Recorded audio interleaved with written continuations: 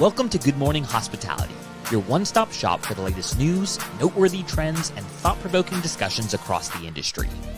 From hotels and short-term rentals to all things travel and hospitality, you'll find each episode equips you with the information that you need to start your week. Join us on Good Morning Hospitality every Monday, wherever you get your podcasts.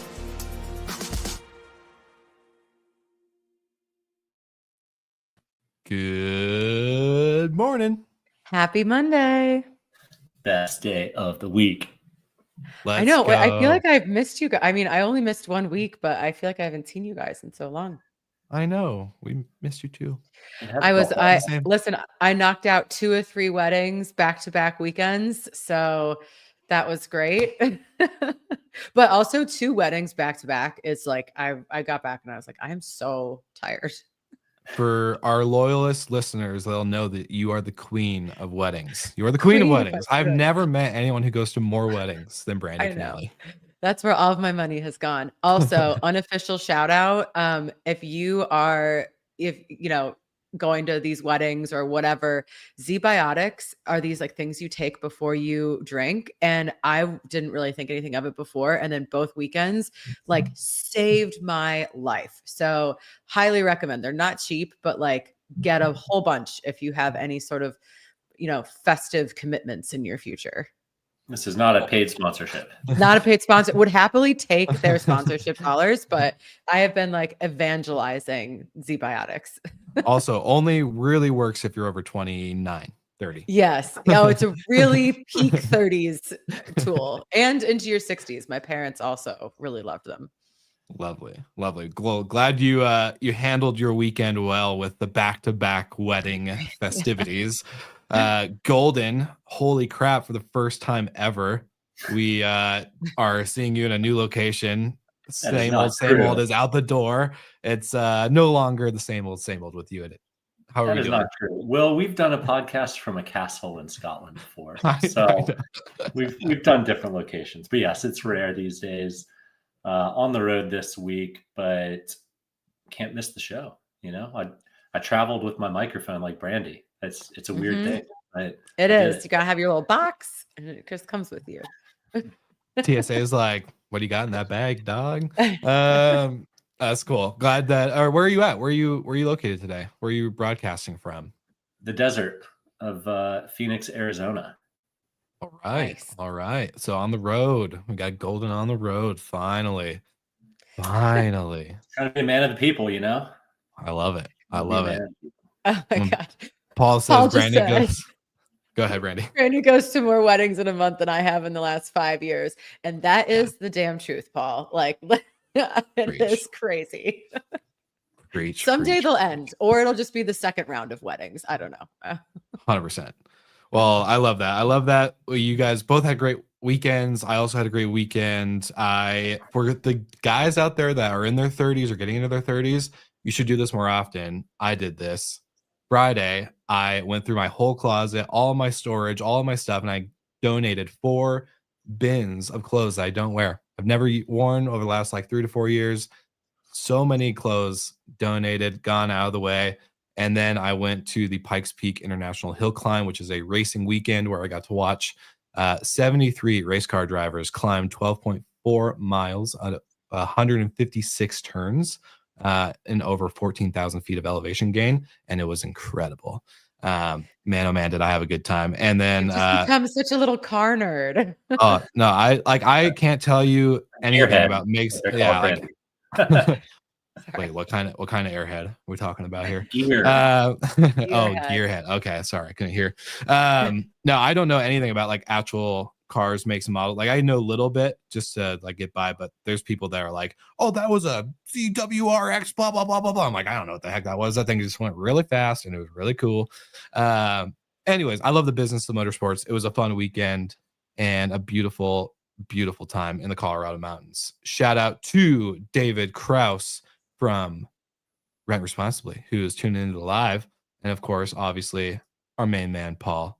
We'd love seeing you on the live. If you're on the live today, let us know where you're tuning in from. Michael's in Arizona, Brandy's in Miami, and I'm in Denver, Colorado. So let us know your amazing places. And we are back with an amazing week of content and articles to discuss.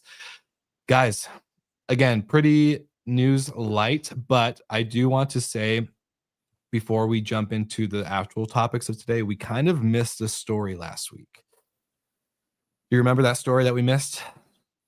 It was Nia Homes being acquired, or yeah, it was Nia Homes being acquired by Costco. So, pretty interesting story that just kind of snuck right under the radar with everybody. But what was your guys' thoughts in this terms of Nia Homes being acquired? I think it's over 400 homes throughout Mexico. Brandy? I guess I kind of just was like, damn, Costco is on this like 30,000 plus homes. What's not enough needed. But I think it also, I mean, just keeps speaking to this trend of, acquisitions and mergers and all of that. It just follows along with those trends. So, I mean, man, good luck to the people over at Costco that is just like drinking out of a city's worth of fire hoses at this point. Yeah, I mean, 100%. what better group to acquire? Costco has a very significant Mexican footprint, and so it rolls in naturally. Seems like a logical fit, and without knowing the unit economics of the deal, I'm kind of surprised Costco would go be acquisitive at this stage, given everything that's going on. So my guess is they got it for a really good price. But yeah, I mean, strengthening the footprint even further. I love it. Well, and Costco originally having such a stronghold in Mexico already in the beginning of its history, to expand with this acquisition makes total sense. But I was thinking when I saw this, and I sent it to our group chat with Jamie Lane, saying like, how did we miss this story last week when he was on? But it's just incredible to say like, okay, we were talking about the whole acquisition of Acasa. During this, Steve is also probably planning this acquisition of Nia Homes. So it's like, how can one man and team group do all this? It's insane. There's so much that goes into it. And so the fact that they got that done shortly after the acquisition of Acasa is just bananas. So shout out to the team over there. We want to give you guys your giving you guys your flowers, your roses. Is that what it's called? Is that the term? Flowers, I think. Yeah, giving you flowers. All right. But now on today's actual topics, since that we missed that one last week, it's quite an interesting one where we're going into a lot of the personalization area, but also the shift of the customer data and who owns it truly, and kind of the conversation that's still ongoing with that. So I would love Brandy. Let's kick it off. Yeah. So I saw this and this article in Skift about these luxury dinners, the dinner party that's coming back at these luxury hotels. And for people who don't know, pre-COVID, I ran an underground supper club in Miami, and so this really speaks to what Brandy I wine. like, the brandy wine experiments. Yeah, R.I.P.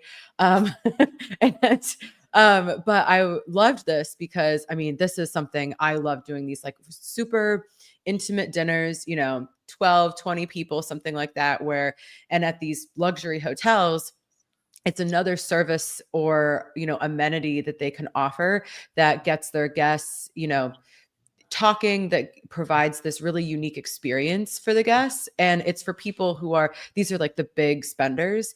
And I think, with the conversation later, when we kind of talk about the other side of efficiencies and getting rid of people, you see these bigger hotel groups. The Rosewood Resorts Collection is mentioned.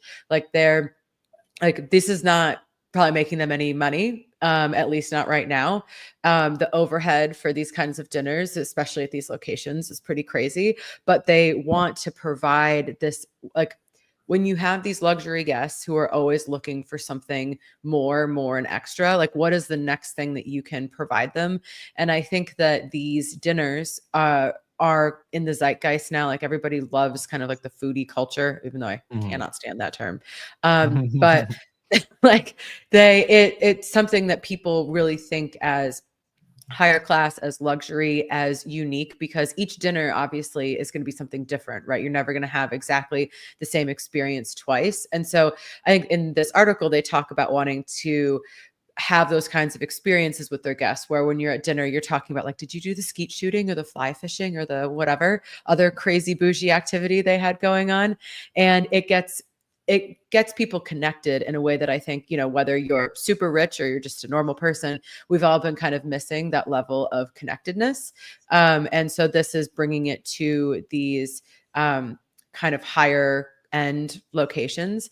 And I do also think, before anyone would hop on like, oh, this is only for super rich people, like it kind of is. Like it really, it's expensive. Your Holiday Inn is not going to have this kind of option, because it would be, in order for them to even put it on, they'd either have to like take a huge loss to make it affordable for their clientele, or it would just be so unaffordable. Someone would be like, why is this dinner happening at this hotel? So 100%. That's my soapbox. Brandy rant of the day. No, I agree with you. I just love that we're now focusing, and I also want to give Skipped a shout out because their new experiences tab, they're like tracking this experience movement. I guess it's shifting in the space, which is great because it's something that I'm excited to see, because it's really bringing us back to our roots of hospitality. Over the last 5 to 7 years, I would say it's been so tech, so capital focused, and so growth acquisition focused that, or maybe not acquisition, but just growth in general, focus in the industry, from growing your inventory, growing your brand, growing this, doing that, that we've really like hear people talk about the guest experience. It's kind of like that. You have to mention it. It's like, oh yeah, the guest experience is also like obviously why we do this and like why we love our thing. But at the end of the day, the experience, truly like having a great or smooth check-in experience, is no longer a good experience for people. That's the expected outcome no matter what. So creating experiences with dinner series, maybe a cool coffee experience in the morning, or like what we were talking about a while ago with like the eco-friendly thing, is like you can get little jars of honey if you have beehives, or if you have a garden that's like more sustainable for your kitchen and your staff and your restaurant or whatever. Like there's all these cool experiences you can do without having to pull out the big stops and the big bucks for the high net worth income stories that you're reading on the article here. But yeah, I'm glad it's coming back. I'm glad this is a focus. I think it needs more of this. Bringing hospitality back to hospitality.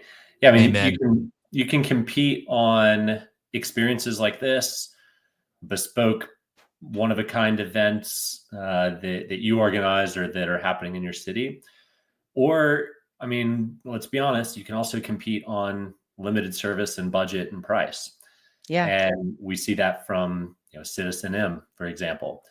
You check in, there is no check-in desk, there's a bar, you go to your room that's about as big as my wingspan, and that's all you need if you're a budget traveler, right? If you don't want to stay in a hostel and you don't want to stay in a Rosewood, then there are other options as well. And I think we often get hung up on delivering hospitality, but sometimes all people need in the budget category is a bed to sleep in, and they're getting in at 10 p.m. and they're leaving at 6 a.m. And that's providing a great service for those folks as well. Yeah, I think, and this is where you see these two sides diverging, right? You're getting the more and more luxe and the more and more personalized, and then you're getting more and more budget. And when I saw this article, I immediately had this I just had like a visceral reaction, because when we several years ago started doing virtual concierge a lot of our properties, there's some realities of our business model. We cannot afford to have 24/7 front desk at most of our buildings. But if you want to give that experience, how can you do that? We can have a virtual concierge who can be at a couple buildings at the same time and still offer the majority of those same services. And when we get, still to this day, but mostly in the beginning, guests that were coming from traditional hotel OTAs like Expedia or Booking.com, and they might not have realized what kind of, building they were booking. Some people, the younger people, loved it. But then the older crowd wasn't as into it. And now when I see other hotels doing it, I'm like, oh, we got so much flack for this in the beginning. Yeah. And for the listeners and live viewers, if you're wondering how we went from dinner experiences to the virtual concierge, so CitizenM in the article from Skift calls out killing the front desk. This was a conversation on stage at the Data and AI Summit by Skift. And so obviously, Brandy was ahead of the curve in the short term rental industry going into this, obviously, like really big push. I think that has been needed for a long time. But System M, when they started as a brand, they started intentionally as a no front desk brand. They were actually one of the first hotels to put iPads or tablets in the rooms for you to control your shades, your AC, all the things. So really cool experience. And now Marriott, as they have acquired the brand, not the assets, big differentiator there. They've acquired the brand, and when the CEO of CitizenM was talking about how Marriott really wants to embrace that, because I think they're seeing more and more of that across their portfolio in general. They want better experiences. They want better ways for their guests to actually experience their property again and not have to worry about the key card demagnifying before you get to your room, having to wait in a queue before you get your keys in general after a long day of travel. Like, they are looking at this brand as a, hey, like, why didn't we do this sooner? I think. So it's a really good shift. I think it's the shift that we're all going to start seeing. I always kind of pointed out on this show and on Slick Talk, just like the Verizon wireless experience, right? When you walk into the Verizon wireless store to upgrade your phone or do whatever on your plan, you don't go to a desk. You just get someone that approaches you with an iPad in their hand, ready to take care of you, and that's a better experience. So I think it's good. I think that almost has to be the direction of hotels in the future. It's obviously the direction of short-term rentals. There's no other way to do it. But it has to be the direction of hotels, unless you're playing in the ultra premium and you can have someone in a fancy suit asking you or already really knowing where you're coming from, how long you're staying for, who you are, the purpose of your visit. Those are things that you can afford to do at a premium rate.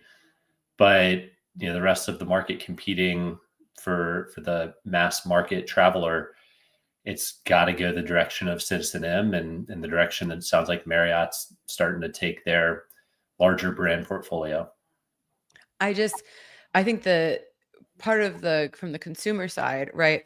You're paying more per square foot, right? For being a hotel, because you're getting some sort of usually like F&B component. You're getting the service component of being in a hotel. Like when we had Madeline on, there was the things that people love about a hotel is more of that service. So if you start taking away the service, but then you're keeping the price the same or you're increasing your prices, it's like, what are you paying for? And I think I don't really have like a further comment on that, but it is like, okay, what is like the whole hotel model seems like it's shifting, and it's like, what is the value prop if a short-term rental, if you could stay in an apart hotel, limited service, and get a kitchen and a living room and all of this for a cheaper price than if you're staying at a hotel, which now also has no service but no kitchen. So I think it's an interesting kind of a conundrum for the hotel industry, and we'll see how the consumer reacts to that once it starts,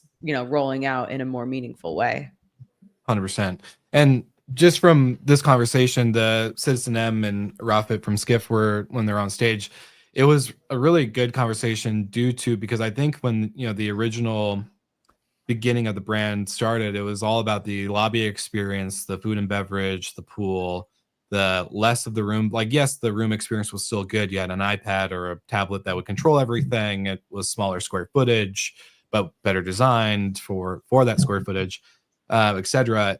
And so taking away is great, because in this article it's talking about like taking away of, looking at taking away the front desk, because front desk workers are overwhelmed with the amount of requests, work, and workflows that are just chaotic, right? So that obviously makes sense, but taking away with no addition, right? Like, so take away the overwhelming work, but what are you offering in advance to your guests outside of the outcome of removing that overwhelming work, which is an easier check-in experience? So it's like, okay, yes, I get an easier check-in experience, but Am I going to get more personalization? Am I going to get a drink in my hand at check-in? Am I going to, like, what is the replacement value outside of a smoother, efficient operation on your end? Because the guest at the end of the day, they're not running a hotel. They're not running a short-term rental. They don't give a shit.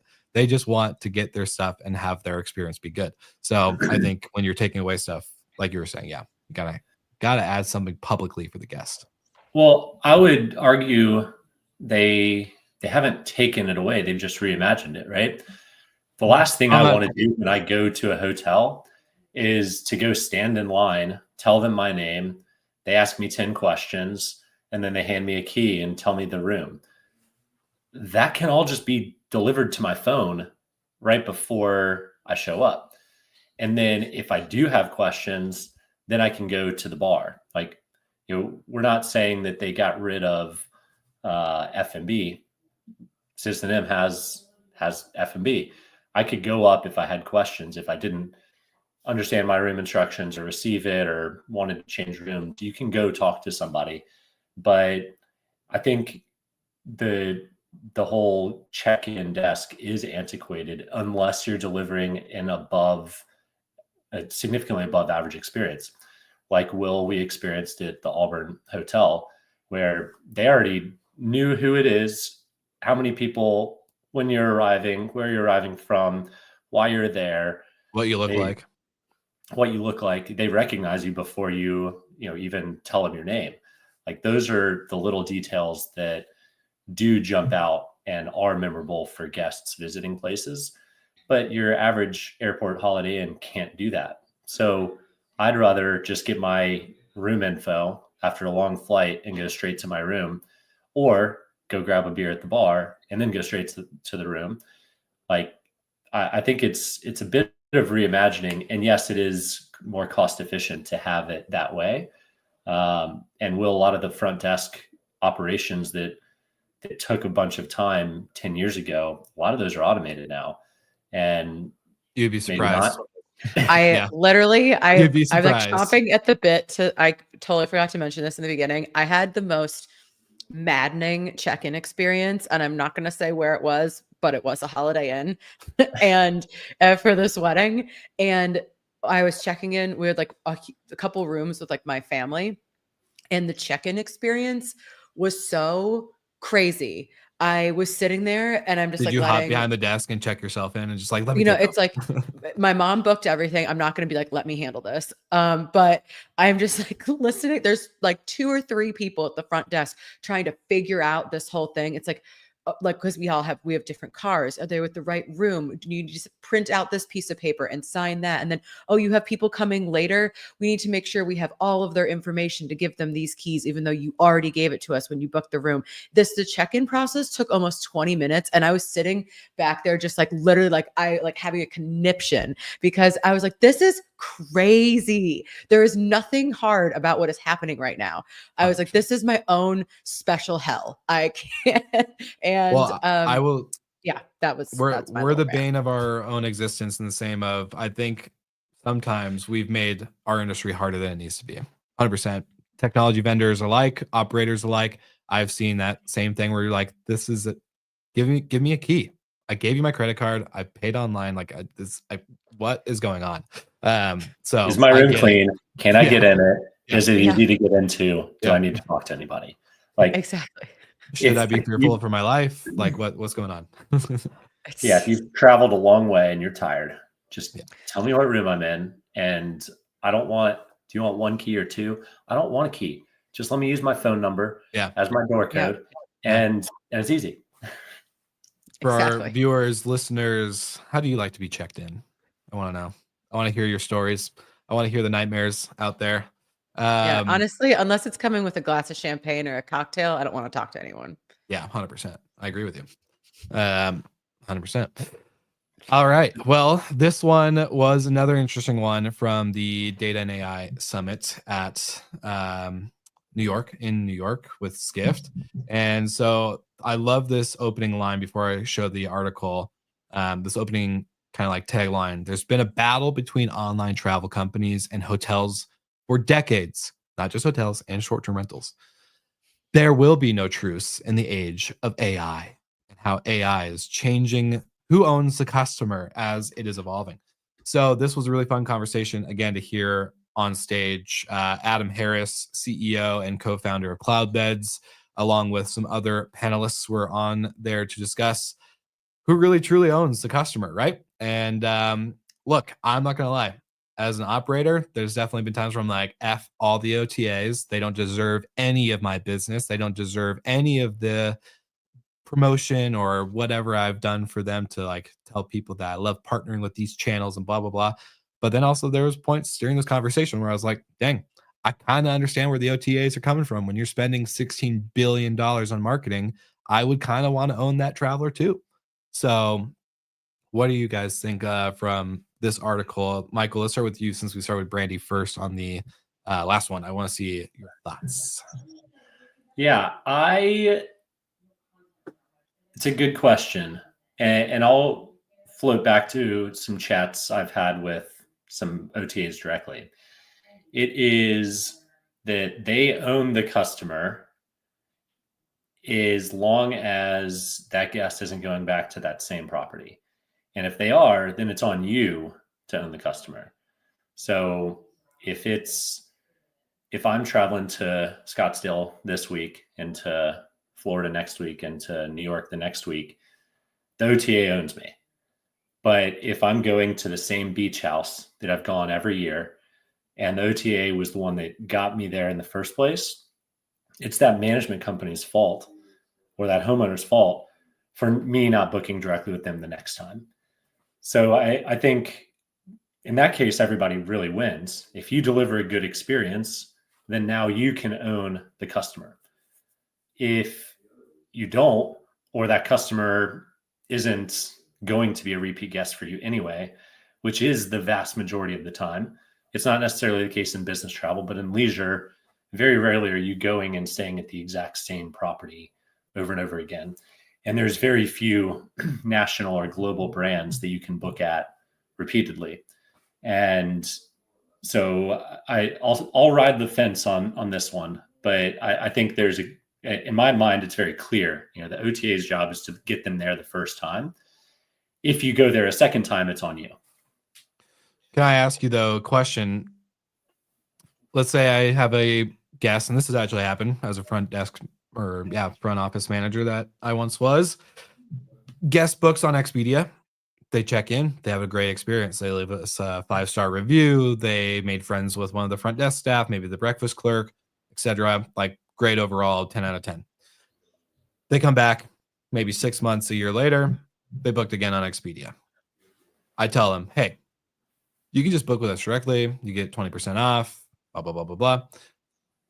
Yeah, but even though your website's nice and it's pretty and it's like easy, Expedia is easier to book on. I get this and I get that and I get that. You can't compete. So like, what do you do when the guest is trained by the OTA once they get their foot in the door the first time? You hope that in the checkout line, they see the person that checks in ahead of them getting a room upgrade and getting this, that, and the other for the perks of booking directly. And it's like, hey, sorry, I can't do that because you booked on Expedia. That's happened. That's happened to me. A lot of betting on hope. You're betting on hope, Michael. You're betting on hope. Well, that's just kind of I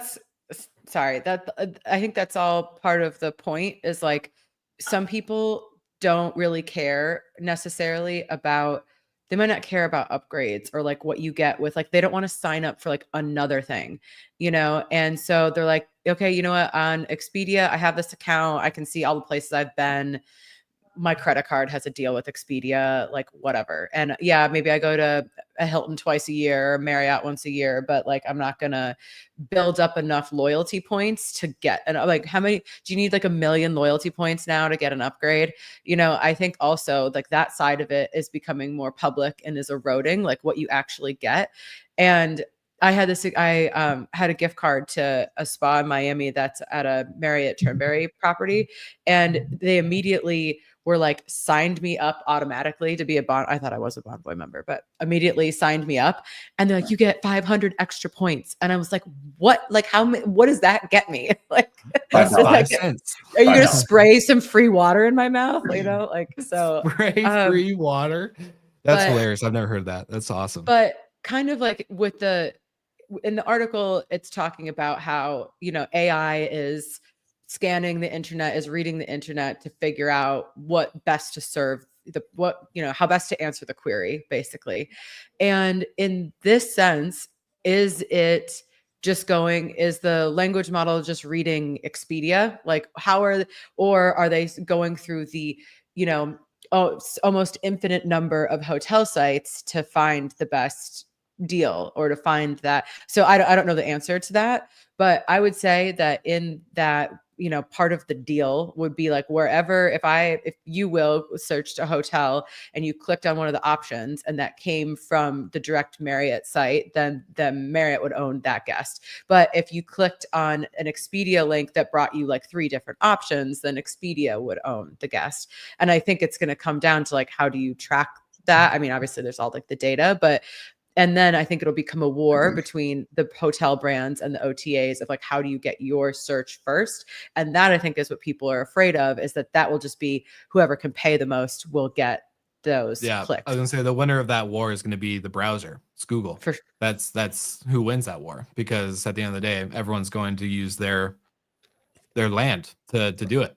So until AI owns the customer, but they already own us all. Yeah. So we're doomed. We're screwed. Such an uplifting take. Let's end on that. We're all doomed anyway. AI is going to take over. I know some people that are purposely nice to ChatGPT so that when they takes over, they'll be like, "See, remember I said please and thank you." You guys like thank you? Not anymore. Not when Sam Altman said it cost him $1 million to run every time. I don't care what it costs them. I don't care either, but I was like, I don't need to say it. Great. I also heard that if you talk mean to your ChatGPT or AI, like it actually gets more accurate. So I don't know. I'm on the fence. I talk nice and I talk mean, depending on like negative reinforcement. well, listen. So I have ChatGPT. Shocker, right? Our GMH show notes. Sorry, guys, and it helps a lot. And I was like, all right, here's the articles for GMH today. I've done this a lot. And today it gave me like bullet points and did it all opposite of how I like it. And I was like, you dumb, stupid AI. You don't know what you're doing. You've done this before. You did it wrong this time. Why can't you get it right? And then it got it right. So I don't know. Who knows? Sometimes maybe we all just need a little. Is that how you're taking out your aggression, is just yelling at ChatGPT? I have no one else to yell at. It's just me and chat. Just me and chat. It does seem healthier than yelling at a human, though. So that's fair. Well, I think really what this gets to is that we're like this conversation around, I mean, the OTAs versus hotels, and then plus how AI is going to factor in, and all, like there are so many layers and nuances and complications and scenarios that we can't even possibly comprehend yet. So, sure. I mean, on the one side, it is like a little daunting and like, the unknown is always uncomfortable, but on the other side, it's going to give us so much content. Yeah. So there's that. Yeah. My peanut brain can't comprehend how brands versus OTAs compete for AI search preference. So we'll just sit back and watch. We'll be here to tell you what we hear, but we're not going to be predicting futures. AI. That's not. I would plug to Skipped. Go watch the video, read the article. It's way more educational than what we just did on the show. So this is an entertainment podcast.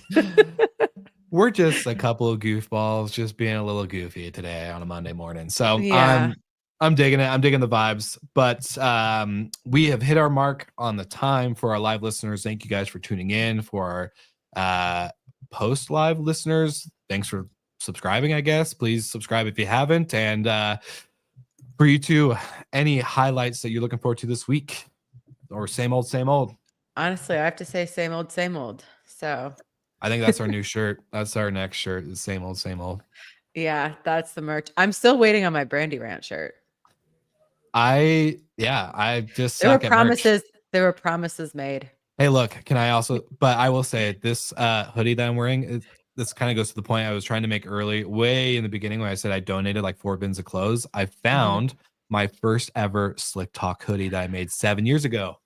Oh, I love that. Oh, that's some vintage swag. Some vintage swag. So I decided to get decked out this morning with a Good Morning hat, a little Slick Talk hoodie, and Live then the of course, brand. Live of the course, brand. with our Well and Good Morning coffee, brought to you by Well and Good. So we're just out here Plug slinging City. our brand, No big deal, but I get to see Wix tomorrow, so kind of excited Oh, about that. I'm What's up, John? jealous. Jonathan Wicks, we love and miss you. If you are a short-term rental operator, a hotel owner, you can get Well and Good Morning coffee in your hotel with them, or you can just get your place cleaned with Well and Good Properties or Professional Services. There we go. Boom, boom, boom, boom. The coffee is hitting. All right, guys, ladies and gentlemen, thank you so much for tuning into the episode this week. We love you. We missed you, and we'll see you all in the next one.